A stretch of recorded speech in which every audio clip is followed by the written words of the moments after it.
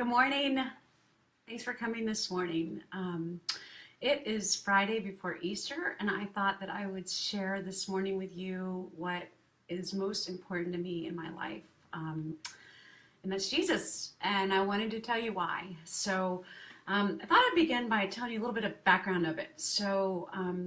I was baptized as a baby and went to church and grew up in the Episcopal Church and didn't really know anything about Jesus personally, but I knew going to church was the right thing to do. And I remember being in ninth grade, I went to an Episcopal school, and I remember having a Bible class, and I had my Bible out and I was reading it, and I think it was the verse that says, I have come to bring you peace. And I was a really troubled girl, and I did not feel that peace at all. And I was mad at Jesus, and I was like, I remember writing, I hate you, Jesus, in my Bible, because don't say you're going to come into this world and bring me peace when I am in so much pain.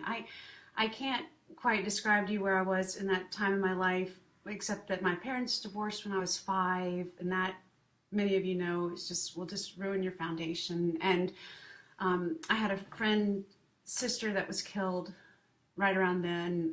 I was at her house when it happened, and so to watch her parents go through that. And she was also really important to me as a person. And so I was just really, really angry. I felt misunderstood. I felt like I couldn't do anything right. And I was mad. So as I went through my youth, I kept trying different churches and trying different ways I converted to Catholicism in my early 20s, and I got married Catholic and had a couple babies Catholic. And then when I was pregnant with my third son, I was watching the 700 Club. My ex-husband had put it on television, and if you've seen it before, there's a lot of praying on there and a lot of stuff going on. And so Pat Robertson was taking time at the end, and he closed his eyes and he prayed and he talked to Jesus. And that's not what I understood Jesus to be about. I understood Jesus to be something you go to church and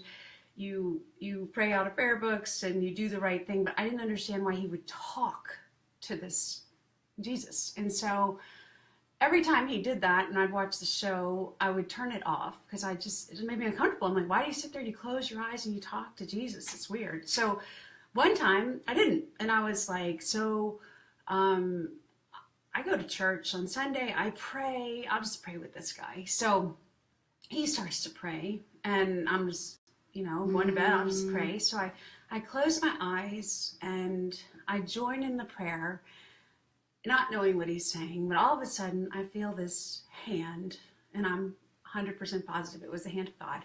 And it came and it reached into my chest and it pulled what I later come to know is called a burden. It pulled this burden from my chest. And before this moment, I was full of anxiety and fear. I spent my life in worry and control and trying to manage everything. And this event came and it just pulled all these things away. And it was almost like a movie reel, taking my pain of my parents' divorce, the pain of my friend being killed, the other friends being killed, an abortion that I had, and it just brought me a lot of pain. And this stuff just disappeared from my life. And I was just like, wait a minute. I was dumbfounded. I didn't do anything to deserve this. I'd been a really wild and crazy gal. I wrote, I hate you, Jesus, in my Bible. Why would he do this for me? And as I went through time, I began to realize he did it for all of us. He loves us. He wants to be close to us. And I couldn't be close to him before because I hated him, because I was hurting, and I didn't take time to see what he did for me. But what he did do was he willingly went to that cross and he let people kill him.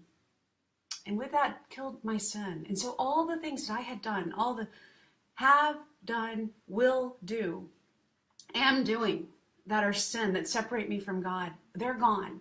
They're nailed up on that cross. And if you don't know that, and this Easter is all about eggs and the bunny and whatever, I'm sorry. You were really, really missing out.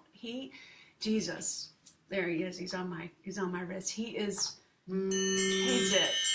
There's our time. I love you. Happy Easter. Thank you for listening. Bye.